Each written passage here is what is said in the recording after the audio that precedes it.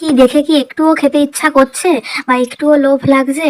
এটা কি বানিয়েছি বলো তো? আজকে প্রথমবার কিন্তু বানালাম। বন্ধুদের জানাই শুভ সন্ধ্যার অনেক শুভেচ্ছা। পুরো নতুনত্ব রেসিপি একটা, সেজওয়ান মোমো।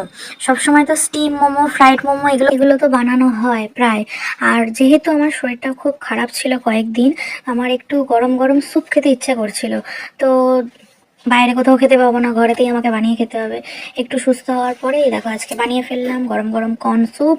তার সাথে একটু মোমো করেছিলাম, কারণ সেই সবজি দিয়েই আমি স্যুপ করব, ভেজ স্যুপ। তো তার জন্য মনে হলো বাবু খুব পছন্দ করে মোমো, ওর জন্য কয়েকটা মোমো করে দিই।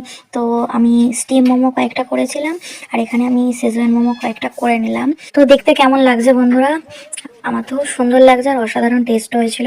আর একটু ময়দা বেশি হয়েছিল, তো সেইটা কি করব, ওই জন্য গরম গরম লুচি করলাম, লুচির সাথে একটু আলুর দম।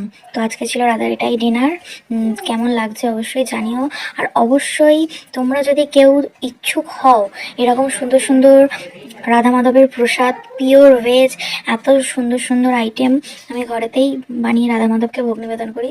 তোমরা যদি কেউ খেতে ইচ্ছুক হও অবশ্যই আমাকে অর্ডার করতে পারো। অনেকেই নিরামিষ অপছন্দ করো, কিন্তু একবার প্রসাদগুলো ট্রাই করো, অপূর্ব। নিরামিষ দিনে তোমরাও এই সুন্দর সুন্দর প্রসাদ পেতে পারো। অবশ্যই জানিও। তো আজকে এত দূরই, টাটা, হরে কৃষ্ণা, রাধে রাধে।